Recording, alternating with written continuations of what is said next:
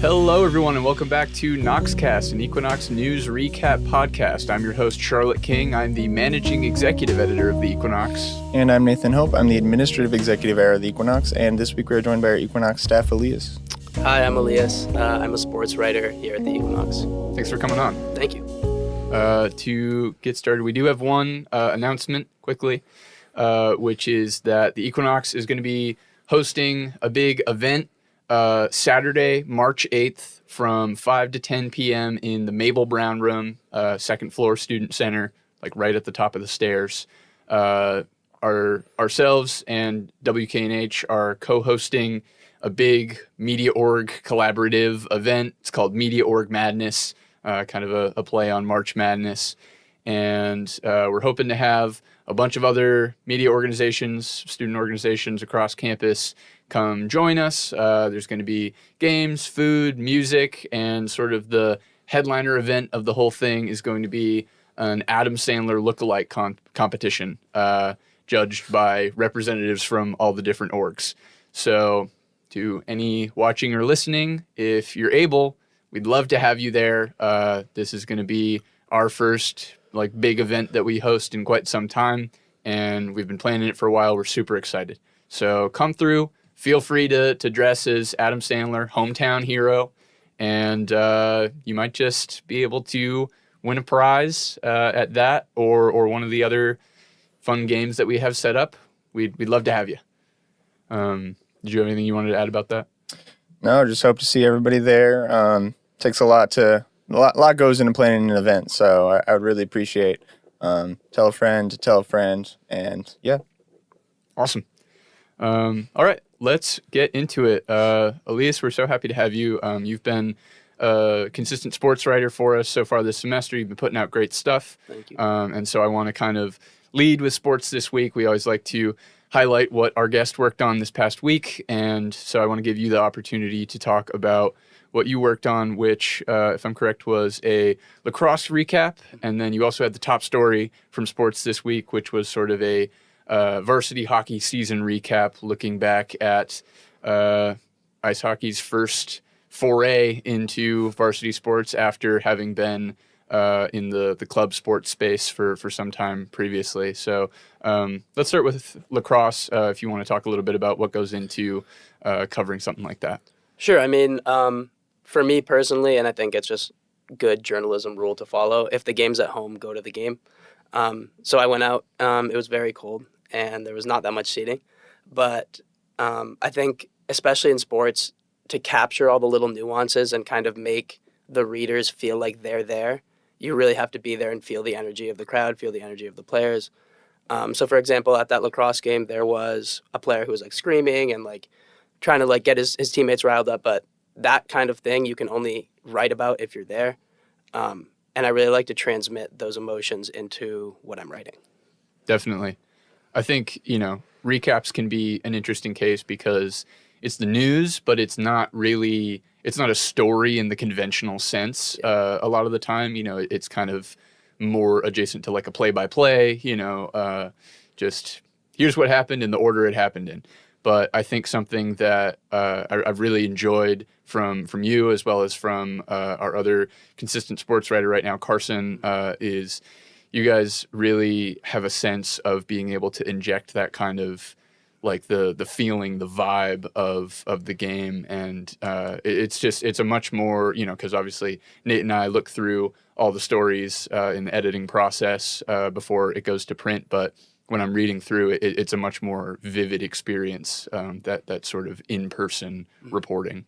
I was going to ask also if you feel like you have a different perspective, or how do you think it might help, given that you're an athlete yourself, on the men's soccer team? I think it definitely helps, especially when it comes to interviewing, because I kind of know the questions that I've been asked, and I also know those emotions very well of what it feels like to be interviewed after you lose or after you win. So I think that helps. And then also just the experience of playing and having been written about also helps. Yeah, I mean, I think that's also an example of why it is really valuable to us to have athletes involved in the Equinox, because we've got a whole section dedicated to the athletics on campus, and so having people who can kind of, tap into the mindset, like you say, of what the energy is after a win or a loss, and kind of anticipate what energy you need going into those interviews.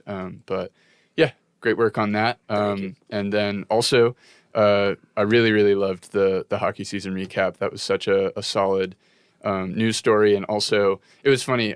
So our sports editor, Jakob, he texted me before he went in to start working on layout, or maybe he was just starting his page layout. And he asked me, he was like, I forgot to ask earlier, but is it okay, the word count on Elias's story about the ice hockey season?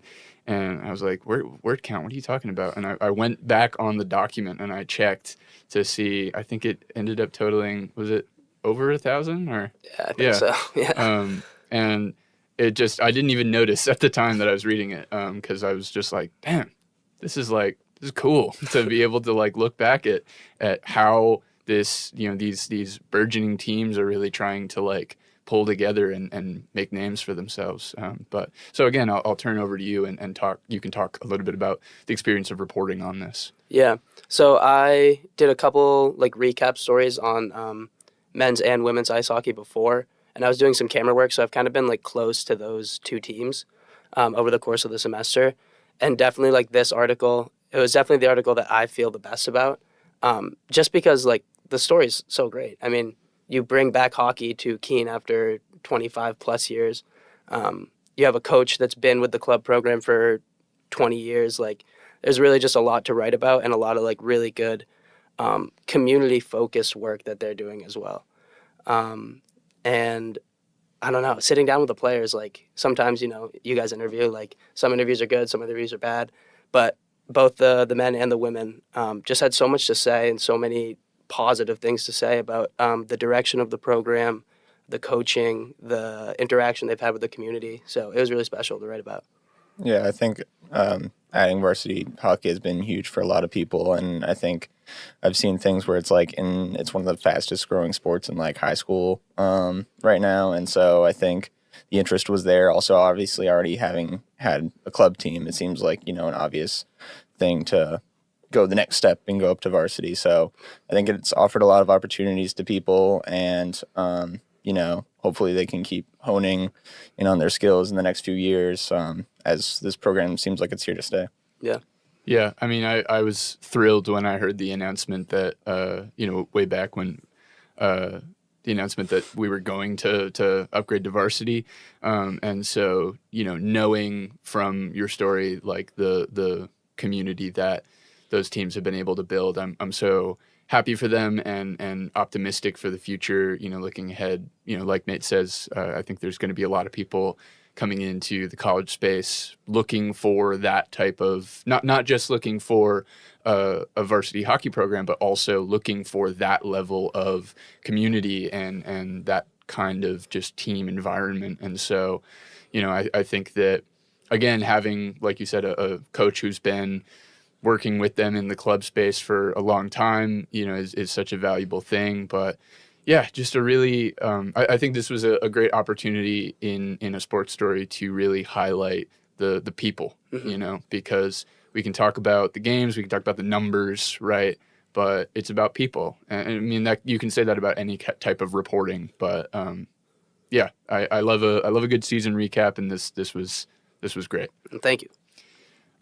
With that, I think we can move into another sort of combined discussion with news and our editorial from this week, which is regarding the funding freeze that came through from a Trump executive order. We've talked about this a little bit previously on the podcast, but the National Institutes of Health experienced a freeze on future funding for medical research. And so obviously this has an impact on the research that's happening in the collegiate space as well. And like we said, Keene State is not known as a research institution, but there definitely is research that happens. And so, this was kind of taking a look at some of the faculty on campus who are involved with research that would be potentially affected by a funding freeze, as well as we've previously mentioned, news editor Tim was able to get to a press conference with some folks from Dartmouth College and Dartmouth Health, and kind of get some perspective from them as well, because I believe it's Dartmouth and UNH that are the two sort of keepers of the INBRE program, which is a big part of this.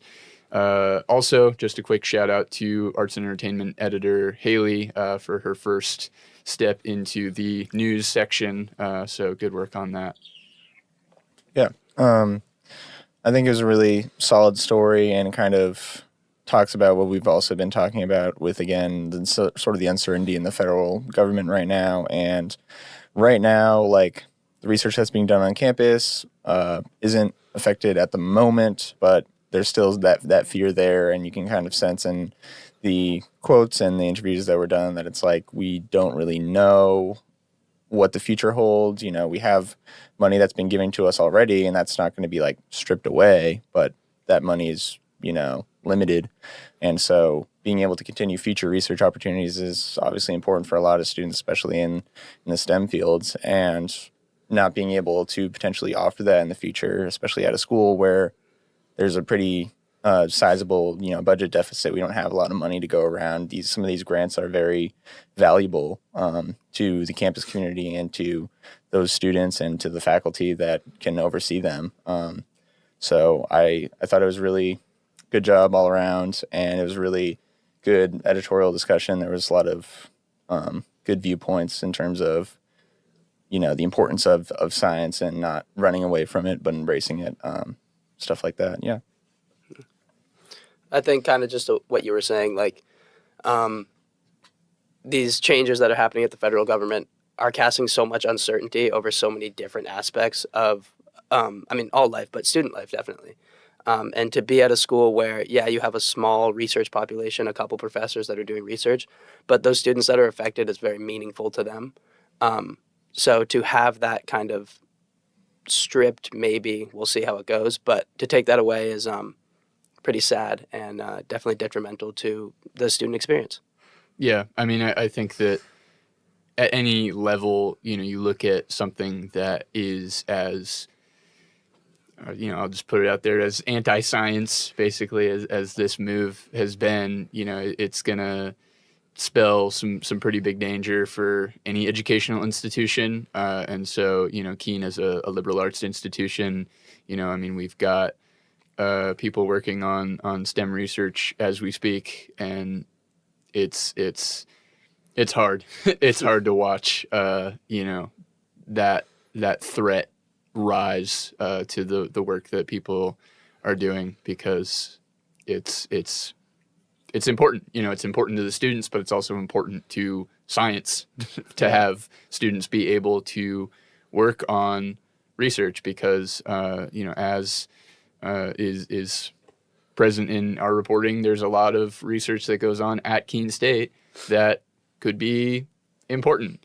Yeah. Right. And it wasn't even like the key point of the editorial, but there's enough people that mentioned during the discussion, like, I'm also not very happy with the fact that, you know, a vaccine skeptic like RFK Jr. is leading the Health and Human Services Department. And also, I'm not very happy with, like, the separate order, which basically shut down communication from health agencies for a period. Some of that's resumed now. Most of it's not. So sort of just a general dissatisfaction all around with the approach to health so far from the Trump administration.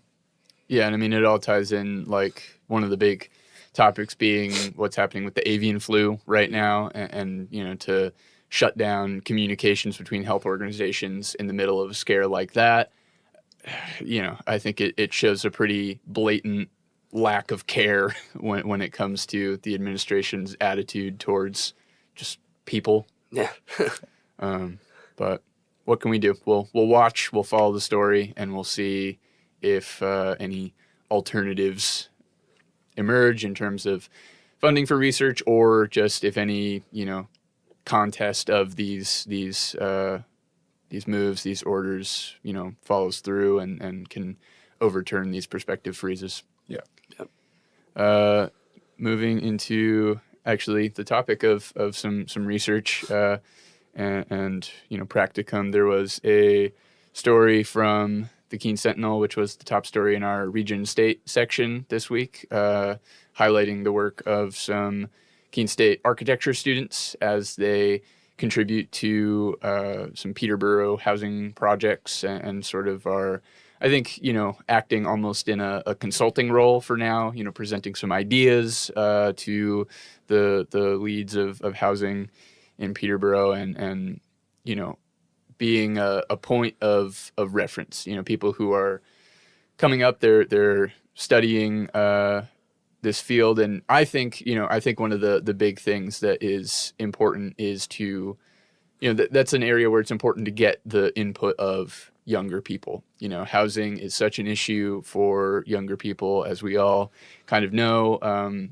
Especially coming out of college or while in college, it can be so difficult to find sustainable and affordable housing, and so I think that I was really glad to see that input was being had from people kind of in that age group, and also just kind of an awesome opportunity for them, I think, to work on some like practical real life projects that are hopefully going to have a positive impact on people right within the sort of Monadnock region.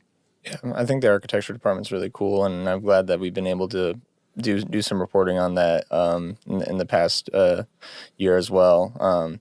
Sort of like the intersection almost between like the sciences and like the arts, and there's like a lot that goes into the design of buildings and stuff. But I always am so happy to see whenever any local partner wants to reach out to students and really show that like genuine interest into how they're feeling about it. And I think it is a helpful experience for all involved, and it gives a lot of insight that they wouldn't otherwise get. Sometimes it's hard to it is hard to just like assume that this is what students would possibly want and like just not really directly talk to them. This is like the best way to really gain their input. So I was glad to see it. Yeah, I mean, I agree. I think the safety program and the architecture program, super hands-on. It's what I really like about it. I have a lot of friends that are part of those programs. And kind of speaking to your point, Charlotte, the importance of having students talk about, address, give their thoughts on housing for the future is super important. Obviously, in a couple of years, we're going to be looking for apartments, houses, and if we can't get our input in at a local level, at a national level, it's going to be really tough to get affordable and sustainable housing. Yeah, so I mean, I would double down on what Nate said and just like commend any local partner who's willing to kind of take that step, reach out and get that input from students, because I mean, we've got a college right here, right in the area, so you might as well just kind of check in and see what people think, because the importance of getting young people's input again on genuinely any issue is always important, because we're trying to figure it out too, but being able to have that communication is super valuable. All right, moving on to our top story in student life this week. We've got a profile on senior Ashley Maroney, who is involved in kind of everything under the sun. I thought this was a really, really great profile from senior reporter Ryan, as well as a really great headline, a jack of owl trades. I loved that. That was like, I opened the document and first thing I left a comment just saying, that's brilliant. We don't change it for anything. But yeah, I've interviewed Ashley myself a couple times. I think probably just about everybody in the newsroom probably has at some point, because I can't even remember the full list, but she's the president of the Social Activities Council, president of the class of 2025. She's a member of Phi Sigma Sigma. She's a program assistant in the Office of Student Involvement. There's more. And so this was the kind of profile that's like a long time coming. We've talked about it in the past, but I figured this was something that I threw into the student life budget for this week because I figured it's her senior year. We might as well, make sure to offer the coverage she deserves while she's still here. Yeah, it's funny. Like back when last year when Zach Murphy was on our e-board, he was kind of also one of like the jack of all trades in terms of involvement, and he was our social media guy. But obviously we could never do anything on him. But Ashley's kind of like the counterpart or the successor in that she's just involved in so many different things. She's like, you see her everywhere on campus, and I love the lead too. That she met with the Equinox like 30 minutes before her next meeting. It's really cool to see someone that's so passionate about involvement and also wants to go into the space of that in higher education. It's really great job again by our senior reporter Ryan Pacheco, and really sort of just being able to highlight our students again. It's a great headline. I love that headline. But yeah, I think there's a couple.